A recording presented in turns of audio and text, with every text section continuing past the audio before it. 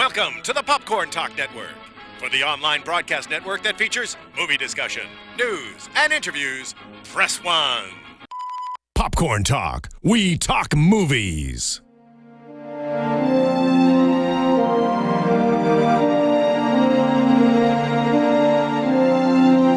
From the Popcorn Talk Network, the online broadcast network for movie talk, this is Inside the Documentary, featuring breakdowns and interviews about all the latest documentaries.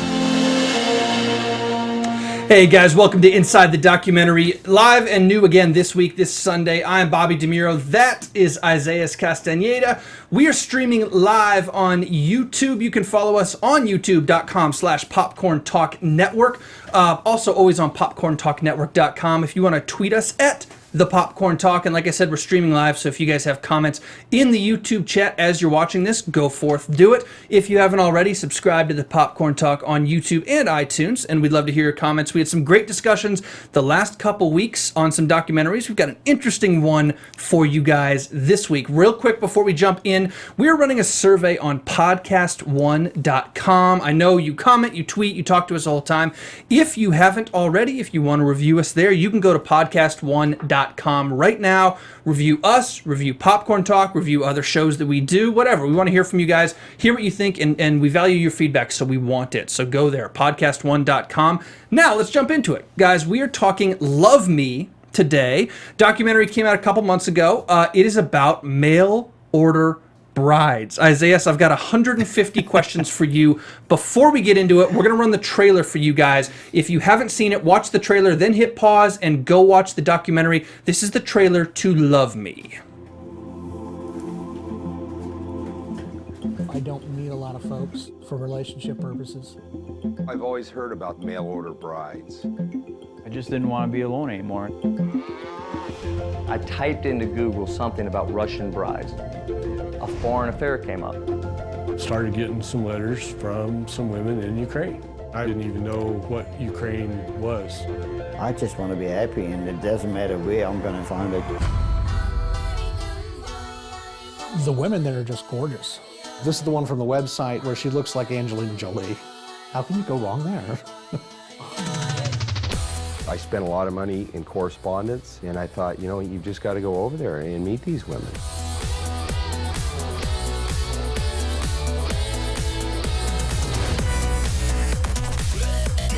I just can't believe that these women are interested in them because they're used to the situation at home where nobody's interested in them. If it keeps going in the direction that it is, I plan on being engaged before I leave. These passions and these feelings, I don't think they've felt for years and years. It was like being a kid in a candy store. On the last day, early in the morning, somebody was banging on the windows. One was a police officer, the other one was a loan shark. Everything kind of seemed fishy. Здесь действительно нужно выживать. Ее нельзя обвинить в этом. Каждый выживает как может. My biggest fear is that she's writing to 50 or 60 guys, and she's getting a cut of the fees for the emails going back and forth. We want to believe that it's for real. We want to believe that it's going to work out.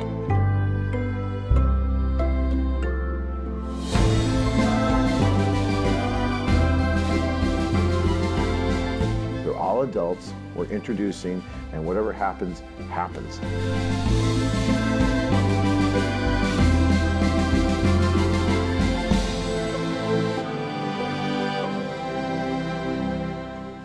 Welcome to paradise. So there you have it, Love Me. That's the official trailer, directed by Jonathon Narducci, produced by John Barlow, edited by Carol Martori. Go watch that right now if you haven't already, then come back to this show. You can also follow it on lovemethedocumentary.com. Okay, we got a lot to talk about, Isaiah. The filmmaking, first off, motivations, all this stuff. But before all that, biggest question. After watching this thing, what the hell are you thinking? I'm thinking, awesome documentary. I want to go to Ukraine. to wait a second. Let's clarify. Are you looking for a bride? No, just, I think the culture is amazing. And I want to go to Ukraine just to experience and see the buildings, see the people. It seems like a very fun and loving and accepting community. Country. Well, yeah, tons of alcohol and 87 men for every 100 women. I'd say, yeah, we do okay out there, right? The odds are pretty good, I think. Listen, I guess the first thing I want to hit before we get into the movie, because this is pre-film, is preconceived notions. I think all of us, maybe everybody at home, maybe not, but a majority of people at home probably think mail order brides, you got to be weird or a loser or something's got to be wrong with you. We come in with these preconceptions. What were your preconceptions coming in, and have they changed because of the film? You know, I had no preconceptions. I went into it completely open-minded just to see what the film was about. As a documentary filmmaker, I often just have to let things flow and take their own course. And that's what I was really expecting in this documentary. And I was very pleased. You know, I was very happy to see that you had, as you noted, your winners and your losers, those people who achieved happiness and those who were still in search of it. I thought it was excellent. I loved it. From a filmmaking perspective, let's jump into that one real quick. That'll be kind of our big first topic, and then we'll get into the story that I know everybody's probably going to want to debate. But filmmaking-wise, logistics, you know, artistically, I guess, I really liked the way it was shot. It was an impressive thing to do. It's a couple-year project. It's a multiple continent project, which is always impressive. You know, last week we spoke with Brooklyn Daniels. We talked Hot Girls Wanted. That was one location, which is still impressive. That's not belittling it. But this was multiple continents. This is a hell of a thing to do. How did you like the way that this was shot? Did you notice anything specific about this one different from a lot of other things we've talked about? You know, what I noticed from it is people took their time. They got the audio right. You know, you could see the lavaliers during the interviews. The staging was decent. I mean, it was good. For a documentary, you can't really, unless you're doing a recreation or a historical, you know, you don't really have to stage it. On this one, you had some shots that were staged, but they were totally acceptable. Are you referring to like the shots of individual people standing? Right. I love those. They were beautiful. Nice. Yeah. Yeah. I mean, it was creative, and at the same time, you see that they didn't have to go all crazy and, you know, high budget and whatever. They just went with whatever they had in hand, and I think, you know, the one camera use they did, I think it was one camera throughout the entire film. Maybe different cameras, but one person. Sure. I'm not sure they had a crew of audio people. You know, but other than that, I thought it was great. I think they did an excellent job, very commendable, and you know, I'd like to work with these people someday. It's a hell of a project. It's a hell of an idea to get. I like how they incorporate social media, how they incorporate YouTube and Google and things like that into this. Like we saw last week on Hot Girls Wanted, incorporating you typing into your computer. So as a viewer, you almost become a user. I think we'll probably see a lot of that with documentaries moving forward because the internet's so ubiquitous now. But I like how they did that. And the other thing, and one scene that stands out to me artistically, I don't know if you thought the same one, but when Bobby is in Kherson, in the third city, and he's waiting for Julia, and we'll talk about that relationship in a minute, but when he's waiting for Julia and she doesn't show, and the way that they shot him walking around the dance floor with all the dancers weaving in between, and the dancers are out of focus, and he's in focus far away, gorgeous. Staged. Really? Yeah, I think so. You don't think that they just let him be and let him walk around because he's nervous, and they said, okay, we're just going to follow him, but from far away? You know, if you were pulling focus, it's very hard, especially to follow someone when it's a documentary and there's all that movement. I think it was staged, which is great. I loved it. Staged how is in the entire, you know, cast was staged, or just him? They focused on him and then let him move through. No, I can't say. I don't know. That's a good one. That's a good question because everybody else was dancing. Yeah, and he was the only one moving. And for me, the focus seemed pretty good. So they could have coordinated the whole thing and just said, hey, we're going to shoot this shot. You know, you guys all do your thing and then you come forward. I felt like it was staged, but then again, I could be wrong. And the cinematographer was just awesome. And if that's the case, then call me up. I hope it was because you're killing my dreams. That was a beautiful shot at a really stressful moment for him, at a really significantly awful moment. You see him crumbling, but then there's this beauty in between. There's a beauty of, I think it was Vitalina getting on the train, leaving her family, running after her to get to the train, saying goodbye with her parents as the train pulls away. Like the quintessential coming to America immigrant story that you think of from Eastern Europe, from somewhere like that. She's doing it. She's living the story, decades later for a very different reason, but it's probably no less important and probably no less, I don't even know what the word would be, no less significant for her, of course, but no less culturally significant. Right. This is a way to immigrate for people in this situation. It is, and I think that's one of the biggest reasons of this documentary. It's pretty hard not to think these guys are all gullible. Yeah. And the girls are just going to take advantage of them.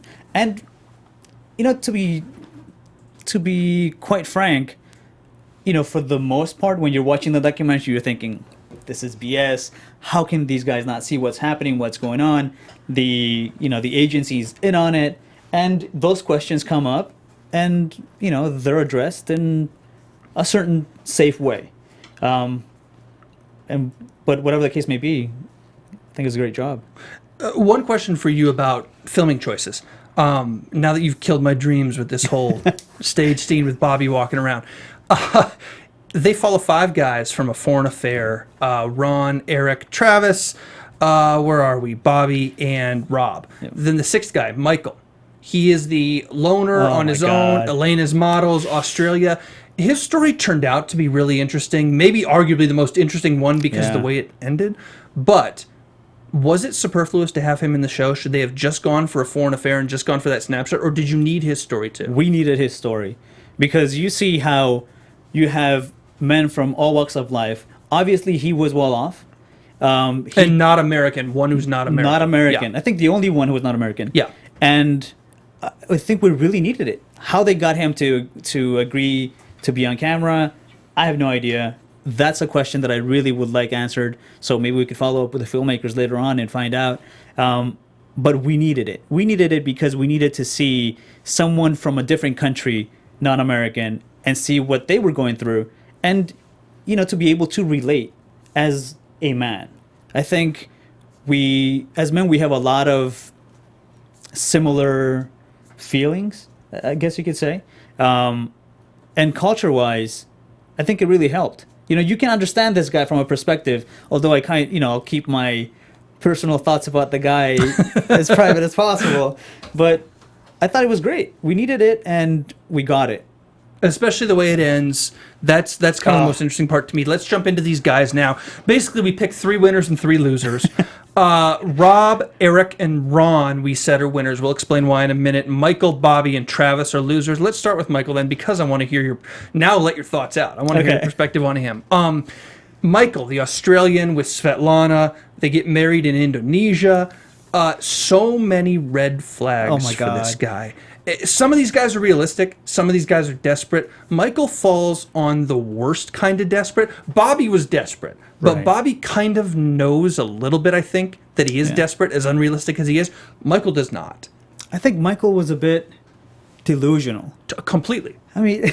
a bit. 100%. They get married. She doesn't message him again for 3 months. 6 and he months. decides he's going to fly back out. Like, oh, my God. It's just insane. And guys like Michael, to me, they do a disservice in a couple ways. First off, he was really, really pushy and scary in their final relationship moment when they really break up. He closes and locks the door. I'm like, dude, let's not. No, this is not cool. We're not. No. I was hoping for drama. That was drama. That was too much drama. I was thinking this guy is gonna kill everybody. Something is about to go down. Shit's gonna hit the fan. That was a little too much. Maybe I was being sensitive to it, but I was like, dude, that's not.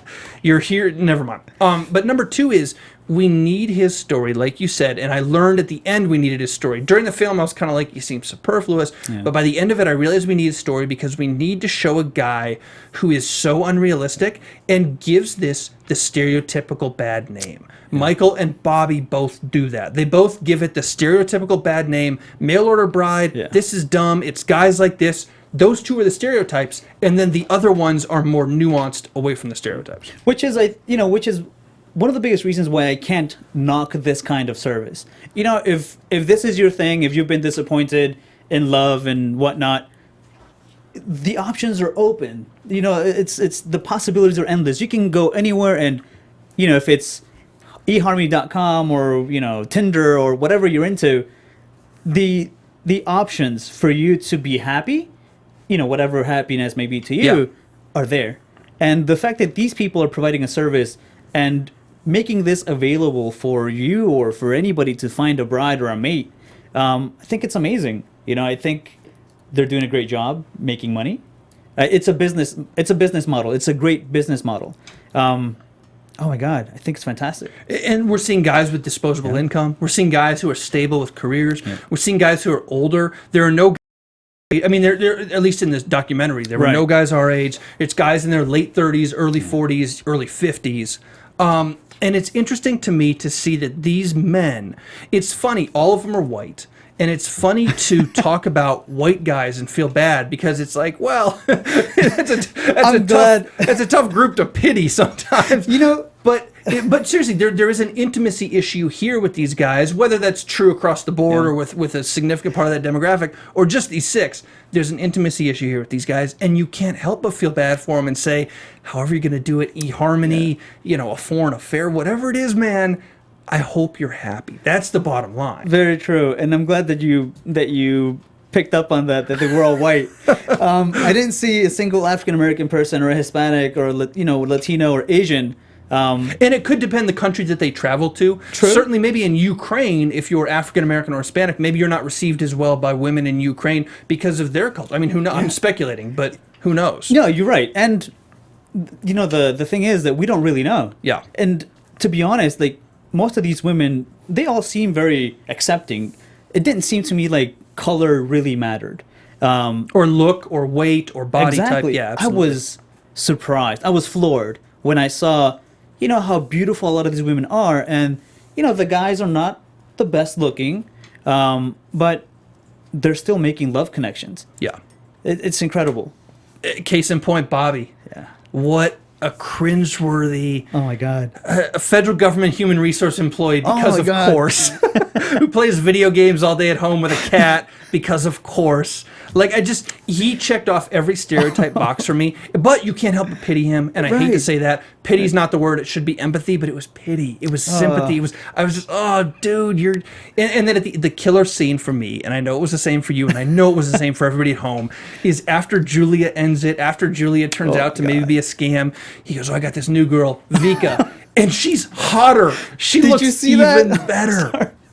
She was a supermodel, beautiful. And the sad thing about it is that I'm looking at this guy, I'm looking at Bobby, and I'm thinking, crap, this is a guy, I think he worked for NASA? Or he just said federal government. I can't remember where. But anyways, whatever the case may be, I kept on thinking, like, it was just running in my mind, this is the kind of guy we have serving, public interest. He's taking his 2 weeks vacation going to the Ukraine, whatever. Anybody. Hey, man, whatever. to each his own. I was just thinking, any country can manipulate this guy to do anything illegal. You hope he doesn't have any security clearances. Right? No, I just and I don't mean to pile on him, but I kind of do. And if it were one thing with Julia, I think this is where he crosses the line from being a sympathetic figure to being almost not a villain, but to being an unlikable guy. Is with Julia, I feel bad. Maybe he's ignorant to this. He's out a ton of money. I feel bad for you. Don't do it again. At the end when he does it with Vika, and I'm like, no, now you're an idiot. Now you're the guy that we are all going to hate coming out of this because you didn't learn your lesson. And he says, well, with her, I think she's real because we're actually having more interaction. It could also be that the company just said, hey, this guy's spending more money. Let's get a better person right now. That's something I would love to hear about. Like, what is actually going on from that perspective? I would have loved to have gotten some interviews from people who work there or for this companies. Obviously, they're not going to disclose. Big lawsuit. And like I said, I'm not hating on it. I just really want to know because it's amazing. This is fantastic. More than John Adams, the president, not of the United States, of the company. Right. More than President Adams could say in his little PR spiel. But I agree with you. And that's the interesting thing to me is this company knows what's going on. Whether it's a scam or not, or just deceitful or whatever it is, they obviously know what's happening. But guys like this, these guys exist. And for him, for Bobby, God bless him, maybe it's not as much about actually finding a wife as it is about just having some intimacy even if it's online, having somebody to talk to. Because the way that they portrayed him, this could be false, but the way that they portrayed all these guys was relatively lonely, busy with work, not a ton of friends. We didn't see pictures from their past where they're hanging out with their friends. We were presented them alone. And that's why, for me, they seem like they were targeted. Yeah. It's targeted marketing. We're going to get this guy or somebody who signs up, and you control the entire situation. It's a controlled environment. Everything is controlled by the agency, from the meetups to how they're getting there. They're traveling in groups. It's, for me, that's terrible. But it's no different than taking a cruise and going somewhere beautiful, and it's just a service, I guess. I don't know. I'm kind of on the fence about it. I guess it depends on how much disposable income you have to spend and what you're trying to get out of it. And that's where Bobby, again, to stay on him for a second, when Julia doesn't show up the first night and he goes, hey, I'm happy either way. Either she comes or I get a vacation to see another new country. And you're like, dude, that's not what you're in it for. And I actually think the company felt really bad about what was going on because he was fuzzing about it. Yeah. And then they actually, I think they made the appointment for her to come the next day. Yeah, they worked it out. Okay. So that's odd. That's questionable. Well, if let's take her at the best and let's take her at face value. Maybe she got cold feet. Maybe she wasn't sure. Maybe it turned out she didn't like him. Do any of us believe that? No. but hey, I don't know. We don't know Julia. Maybe it was legit. And whatever the case may be. I wonder if there's so many questions running through my head. I wonder if they're getting a cut from each email, and like, what's his name? He threw that out there. John did. Yeah, that was the theory. Yeah. Are these girls getting a cut? Money's being made left and right. Yeah. When I saw the bill just for the service, which was, I think, close to $11,000 just for email exchange and photographs and translation, which, for that, I don't know if a service should be charging, but then again, it's business. If you can, you will. Exactly. $10 a pop. Amazing. Would you ever do this? Would you ever, not even necessarily mail order bride, but would you ever have a relationship with somebody online, maybe across this country, not even necessarily to another nation, and have that take that into the real world? Because that's what we're going to with the internet, for better or worse. You have to be open. This day and age, I think we're all open to whatever happens. And I cannot sit here and say, no, I'll never do it. And then 10 years from now, hopefully when I've won an Oscar, that shit comes out. It'll be easier if you've done that. Right? I don't know. I think you have to be open. At the moment, no, I won't do it because I'm in a relationship. Well, that's an issue too. But no, it's why not? But that's the thing, and I think with these guys too, and that's why they, Bobby aside, the other five, and him to a degree too. Right. That's why there's empathy here, because you look at them and you say, they're not doing anything wrong. They're not weird. They might be a little weird in the sense of like, oh, that's not whatever. But they don't seem to be way the hell out there. They don't seem to be scary. They're normal guys who work. Who was scary to you? For me, it was, what's his name? Ina and Eric. Oh, Eric, dude never smiled. Oh my God. Dude never smiled. When they got married. And that kiss was like, are you kidding me? I mean, it was. I don't want to say. I'm not going to use that word. This isn't The Notebook, okay? It's not. It's not The Notebook. Everything about that scene in the Justice of the Peace was bad. He goes in with the cutoff T-shirt. For a second, I thought he was going to wear the cutoff T-shirt to the ceremony, and then I saw him get his dry cleaning, and I was like, thank God. Okay, the way she was dressed, I'm not going to say it, but we're on the same page. Right. The fact that in the Justice of the Peace, in the courtroom, did you notice the two pictures that were up? It was Barack Obama, the current president, and Reagan.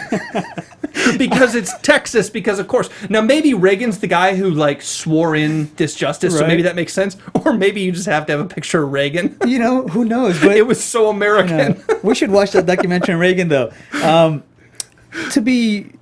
To be fair, that didn't really bother me. Even the way she was dressed didn't bother me. I looked at it, okay, it's a culture thing. Depending on where she's from, this is how they dress. And, we see that in some cultures. Yeah. So that was fine. And one of the best shots with the way she dresses was the cowboy boots next to the heels. I know. Did you see it? Awesome. Yeah. 2 pairs of shoes, female shoes, and the boots. I really liked their story. Yeah. I thought he was a bit of a creepster, to be honest. Every time that he's holding on to her, the way he's holding on to her, it's almost like, I've got you now. And it seems like, though, I mean, when did you have your first girlfriend? Like the joking girlfriend in middle school where you like go to a dance together? Like 12, 13? Maybe 9? Yeah. And you don't, obviously it's not a real girlfriend. But like most people, and this isn't to say you're weird if you don't, but most people just naturally, whether it's members of the same sex or opposite sex, start to link up on some level when you're, stupid at 9 or when you're in middle school or high school or whatever. Eric said he has never had a serious relationship before. And that to me, A, is kind of a red flag because you wonder why. And B, you feel so bad for him. He's so lonely. He's got to be so lonely. These guys seem like they were the ones who were outcasted or picked on or bullied on, which that was a bit of a sad thing to watch. Yeah. Because they all had a lot of these traits in common. And it was interesting to see how, even though they weren't the best looking guys, they obviously had the disposable income, but how they actually even took that risk. Like, how did you get to not dating or never having kissed somebody to maybe we're reading that too much into that. Too far, but no serious relationship. Yeah, but how did you jump from that into, trying to get married? That took a lot of courage. Halfway around the world. Yeah. Amazing. That's the weird dichotomy of, and it's not a lack of courage if they haven't dated, but a lack of something. A weird dichotomy of a lack of interaction, and then saying, you know what, I'm going to go from 0 to 500. Oh my God. I'm going to go across the world. I'm going to pay 15 grand. To Ukraine. That is crazy. It takes guts. Sometimes I think that's maybe a good thing. Sometimes maybe it's not. Whatever it is, it's commendable. Question. Yeah. Would you do the mail order bride? Would you do that? Would you go that route? We're not saying now. No, but and never. And I know what you're saying about things could change in 10 years and whatever. Yeah. Never. 100% never. But before I watched this documentary, I was 110% never. So like I'm still definitely not going to do it myself, but I can understand the motivations a little bit better, and I think that speaks hopefully very highly of the documentary. Right. You don't watch it to make fun of these guys. You don't. If you watch it coming in to make fun of these guys, you'll definitely get your moments. There's definitely cringeworthy stuff that we can just blast these dudes for. But that's a cheap laugh, but you can have it. But there's so much more going on underneath that, I would have been 110% opposed to it 2 days ago, and now I'm still 100, but only 100. The one thing I really want to clear up is we're not making fun of the people who were on the documentary. We really are not. We're giving our point of view, and if you guys are watching it out there, Eric, Rob, Ron, Michael, Bobby, and Travis, feel free to drop a comment and let us know what you think. We can get you guys on the line, or if you guys are watching this live right now, give us a call and let us know. I'm kind of making fun. You have to. You can't not make fun of these guys at some time because you got to be honest with them. And if I take the brunt for that, bring it on. But you got to make a little bit of fun at some of the stuff that they do. And some of them it's sad. Travis gets into the scam is kind of sad. Ron comes away, I think, thinking better of himself, which is a little weird. Yeah. They're not that fucking nice when he said that in the documentary. I'm more empathetic. Dude, come on. And Ron was also the most realistic one. True. He's an interesting one. He knew what he wanted. He wanted somebody to get old with, to fall apart with, which I thought was a really sweet sentiment. Yeah. Couldn't find it. Knew he couldn't find it. Bounced. Good for him. Sounded like he was in, a relationship with somebody in the United States. Great for him. Well, the thing is that he was dating her before he took the trip, and then came back and realized, like, what am I doing over there? He did not seem like the target demographic for this. He seemed a little bit more social, a little bit more successful is not the word because all these guys have successful careers, but a little bit more integrated into quote unquote regular society, whatever that means. He seemed like he just wanted to test this out. Yeah. To see, something that was not mentioned on this documentary, but you kind of saw was a sexual aspect of the film. The dancing that was going on, the way things were taking place, it seemed to me like you could potentially hook up, or they probably hooked up within the trip. Mm-hmm. For me, this seemed like he was just checking it out, and it was another thing that he had money to pay, and whatever the outcome was, then he would be happy with it. And there's nothing, if that's his thing, there's nothing wrong with that. Absolutely. He's at the same time, he was a little, I think, the most self-centered. I think the cockiest. I think he sized up the other guys around him, and some of the stuff Right he at would the say. beginning. He was the one who mentioned the sizing up. He was the one who mentioned, you know, I'm in pretty good shape for myself. Yeah. I feel I slowed down, but I'm in pretty good shape for my age. You know, almost to draw a wedge between him and the other guys a little bit. We didn't get into the drama. It wasn't reality TV. Don't worry about that. Right. But it was interesting to see he had a very full sense of himself, which is fine. But I'm also looking at him saying, you don't fit here. Exactly, and which is the main reason why I liked him the most. I thought he was the more realistic person there. He had his stuff together, and I really liked him. And the comment that he made when they arrived to Ukraine, I can't remember but it was the first location, and he said they don't like Americans here. Like, I wanted to see what happened, what went on, for him to make that comment. And then again, it could be like the men are watching this happen and they see the bus coming in again, and here are these freaking Americans coming to take our women. Yeah. So I wanted to see a little bit more on that. But I loved Ron. I'm really happy for him. I really liked him, even though he seemed a bit douchey. He was cool to me. A bit. Just a little bit. I think my favorite was actually Eric, despite not smiling. I love the story of him, his mom saying, I got a Mother's Day email this year. Right. I've never gotten a Mother's Day email. That's the cutest sentiment to think that Ina had something to do with that. She seemed nice. I also like Robert and Vitalina. Right. I thought that was a good relationship, you know, considering these relationships. Right. I thought that was a good relationship. It was really cute. I hope those two work out, Robert's and Eric's marriages. Eric's baby, for God's I know. sakes. Did you see the baby in the end? Yeah. Interesting. Hey, You know, congratulations. awesome. I don't know. It'll be a nice thing to see a follow up to the documentary. I really want to see what happens, because these girls seemed like they were very, very honest, very legit, very into it, as opposed to what's the girl name? Svetlana. Yeah. Svetlana was hustling 7 guys at the same time, but then again, I can't say that she misled Michael from Australia. I think she was pretty clear. He just wasn't reading it. Well, here's the difference, though. Yes, she was pretty clear with her actions by not talking to him for 6 months. That was after the marriage. Right. Don't go through the marriage if you think that's going to happen. And she said on the wedding day, you know, I didn't love him, whatever. Tell him now. That's the adult thing she didn't do. She's not free of fault here. Michael's got to take the brunt of the blame, because Michael, dude, read people. I'm with you, even through the computer. Read people. Yeah. But she still has to take fault. But it's interesting. The women, this is the other good part of the story, is we can talk about the men all day, and it's fascinating. It is. We can also talk about the women all day, and it's fascinating. And this documentary took both. It wasn't just the guys. It wasn't just the Americans. They actually went to these women's homes. They went to their families. Women, who stands out for you, either good or bad? Svetlana bad, Ina good, whatever. Who stands out from the women for you? Svetlana. For the bad reasons. No. Really? Yeah, I loved her. I loved her character. I thought, this is a mother who is sizing up her options for her children. And I thought that was impressive. It was commendable. She was more or less sacrificing her own happiness to make sure that her kids are in a better situation or have a better future. Now, her actions, to me, misleading, but she was amazing. Her character is the type of character we need to see in any kind of film or program, or, you know, we need conflict. Yeah. And she was a woman who was very sure, self-made, and to be realistic and to be very frank about it, I don't think she needed the money, because she was self-sufficient. She had her own business. I don't remember what kind of business it was, but she made it happen. So she didn't really need a man in her life or her kids. I wanted to learn more about the kids, though. Like, how did the kids handle this? It seemed to me like they were just in on it, very well taught.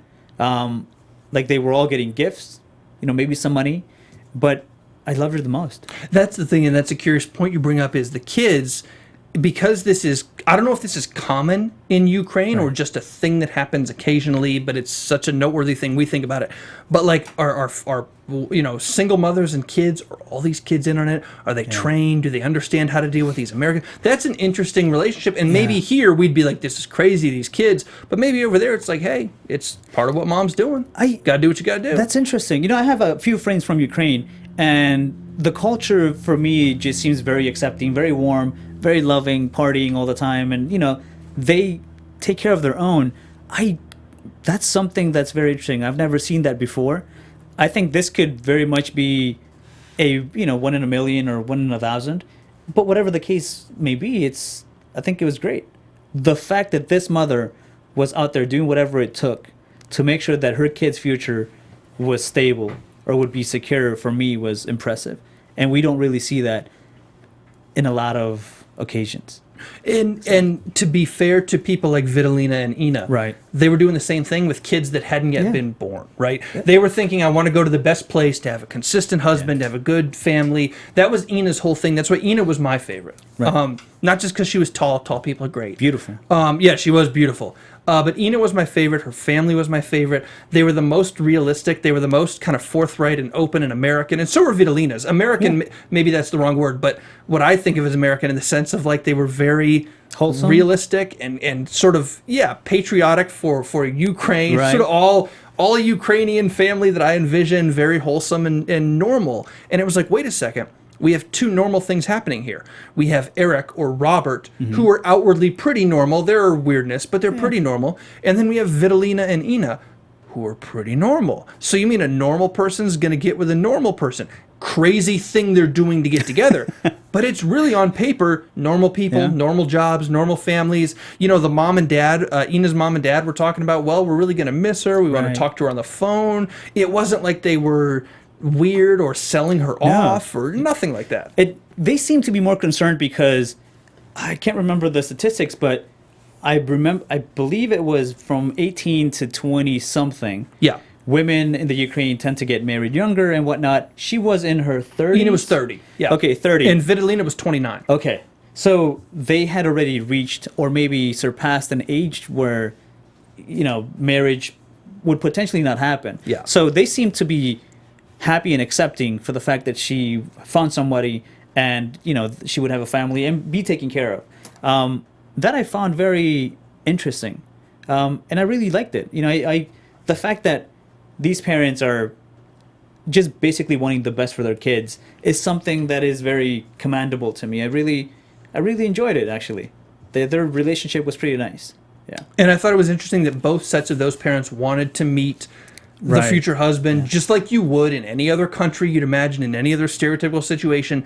You want to meet families, you want to see each other together. It's not a transaction, it's not money, it's not, whatever. It's not done in secret. Right. They're really, really honest about it, and they want to meet these people. And seeing the girls' families, I think, did a number for me to move this more mainstream, to move this more legitimate, because it said, hey, not only are the guys not quite as bizarre as I thought. Right. The girls aren't being taken advantage of or taking advantage in the same way that I thought. The girls are as normal as the guys are. It's just people looking for happiness, love, and for the girls, and we can debate the motives, but a lot of their motives are interesting relative to their culture. They want somebody dependent, consistent, a job, a man with a capital M. Do you remember that quote? Yeah. And it's like, those are important things. I think Bob Ray, the tour guide, was like, it's like dating somebody in the 50s, and then he puts his foot in his mouth and says, it's like dating my mom. Thanks, Bob. That was weird. That was a weird dude. We don't need that guy. That guy was the one on the ground in the club dancing with the shirt off, and the girls were riding his stomach. That was Bob. Oh my God. Yeah. Oh, embarrassing. Yeah, Bob had issues. He was the only. I'm sorry. Svetlana was the only person I kind of saw as looking for an economic advantage. Yeah. She was the only person who was out there and brought up the money issue. Well, Victoria. Did she? The scam. Okay. Oh, right. Well, Yeah. Yeah. But that was just so outwardly, much of a scam. That was a little bit different. That was interesting because everything was there for Victoria. All the signs were there.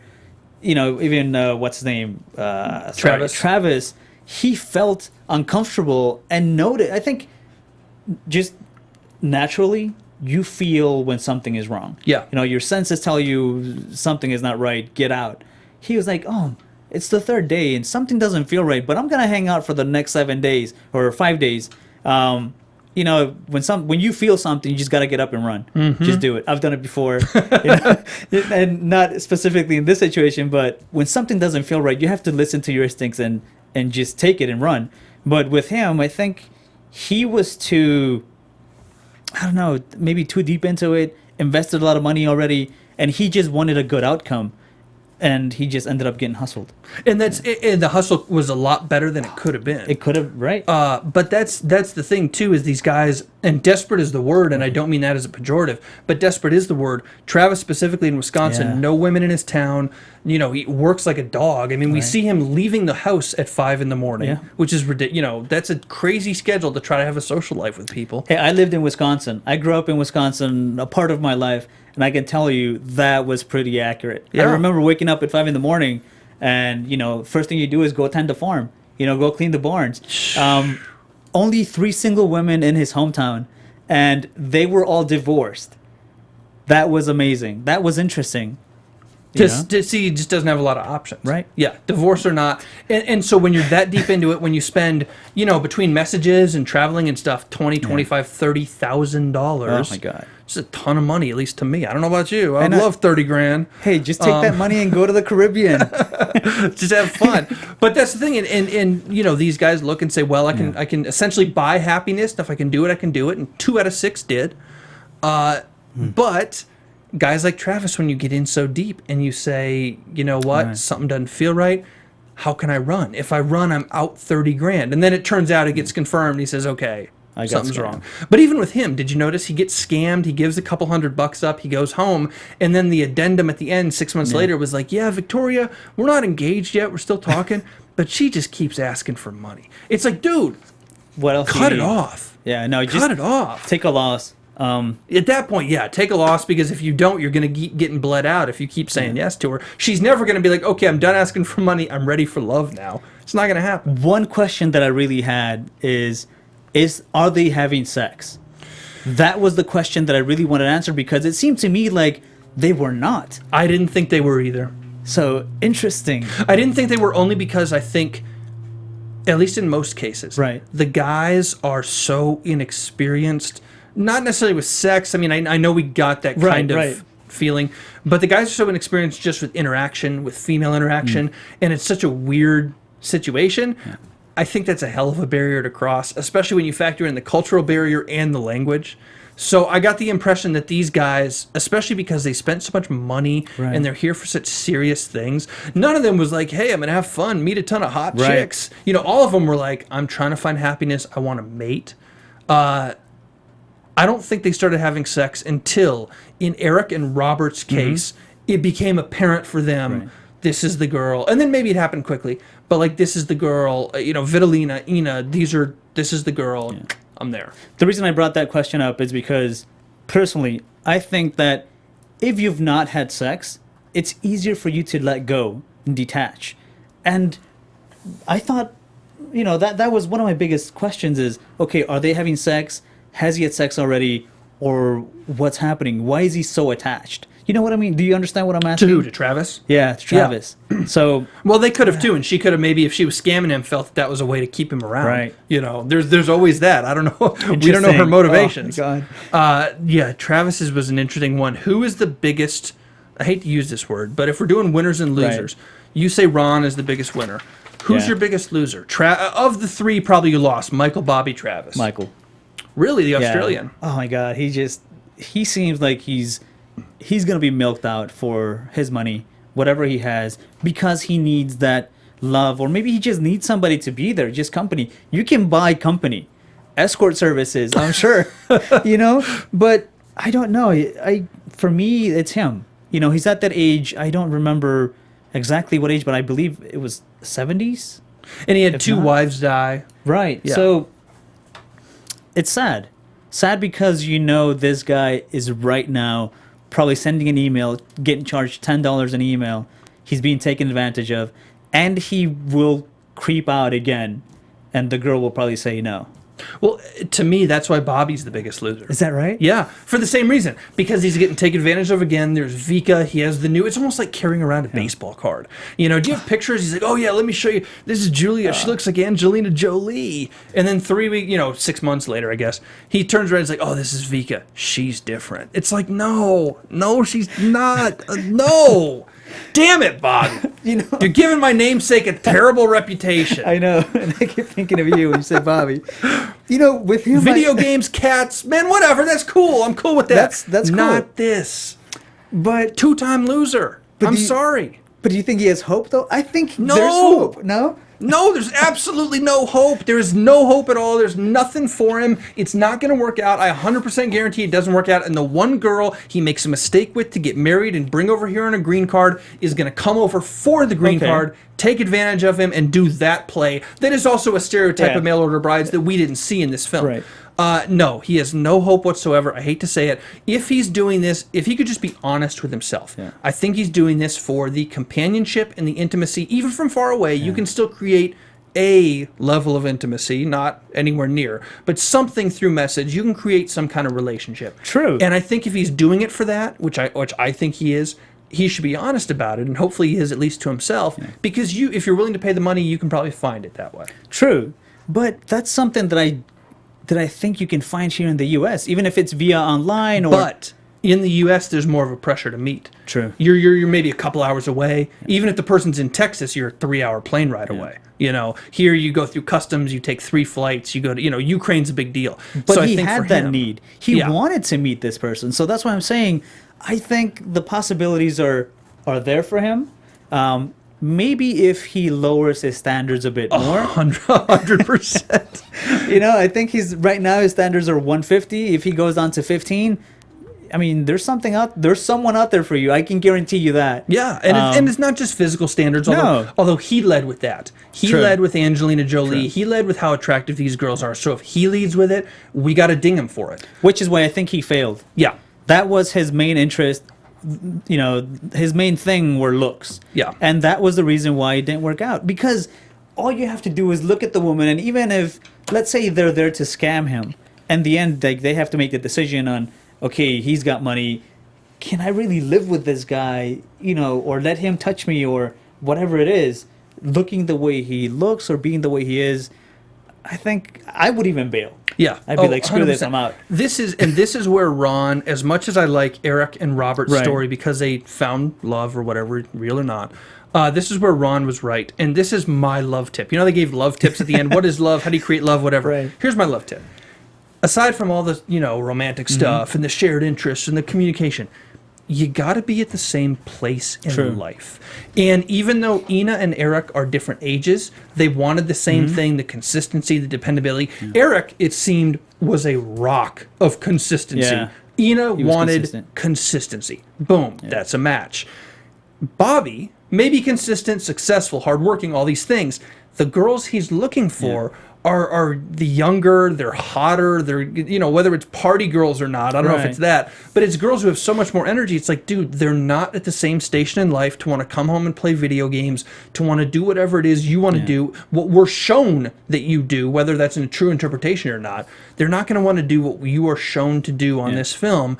You got to want people who are like you. And that's where Ron was right, saying, I want somebody who's older. I'm getting older. They need to fall apart with me. I can't date somebody 25 years younger. That was awesome. That was amazing. When he said that was very realistic. Yeah. Because, they want kids. They want family.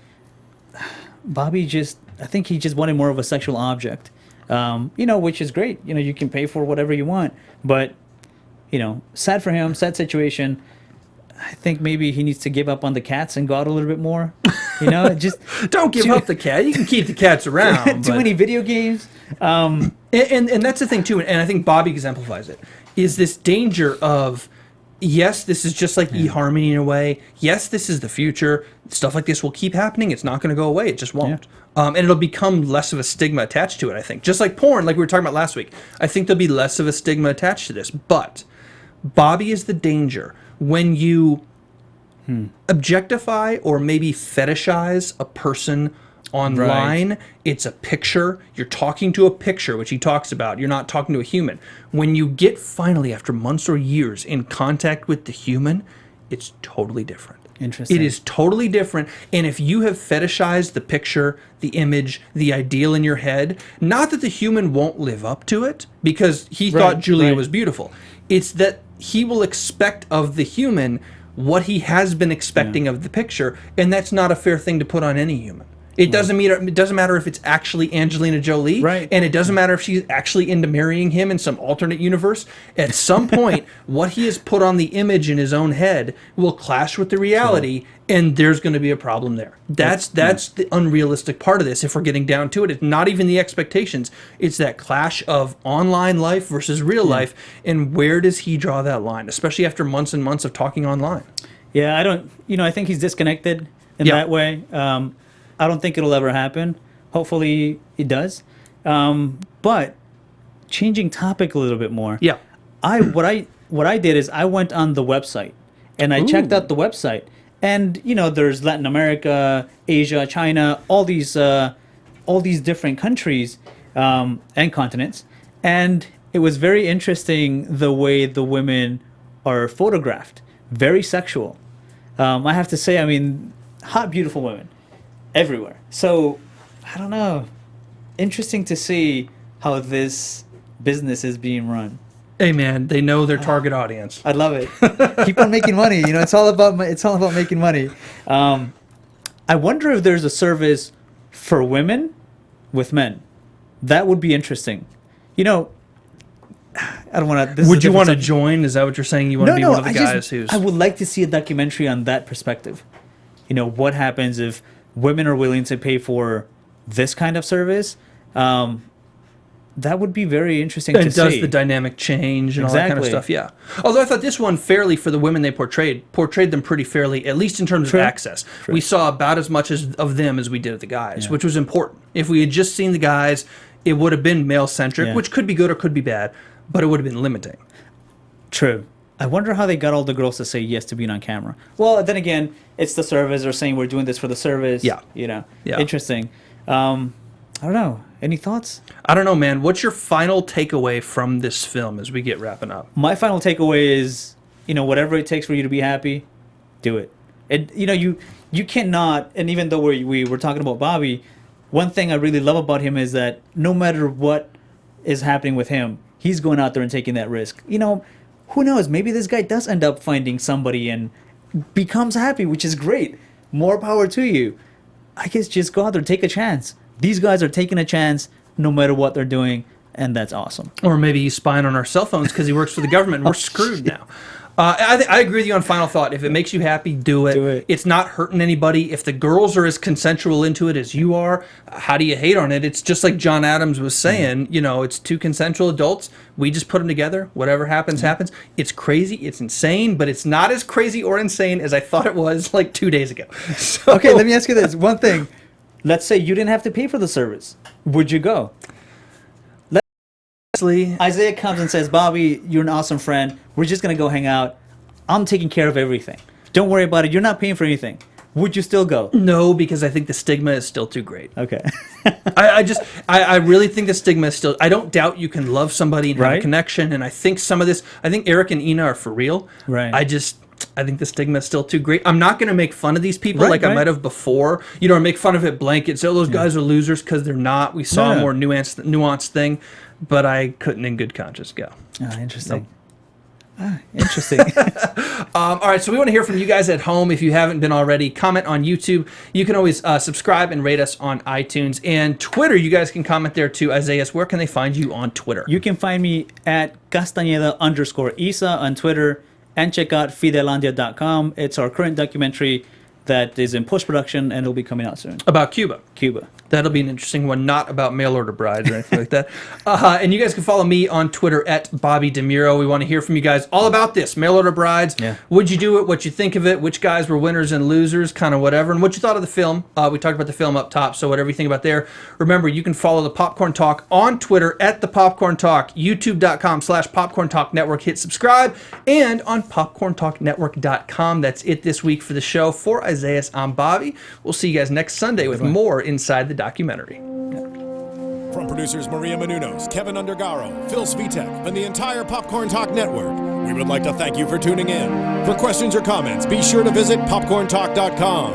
I'm Sir Richard Wentworth, and this has been a presentation of the Popcorn Talk Network. The views expressed herein are those of the hosts only and do not necessarily reflect the views of the Popcorn Talk Network or its owners or principals.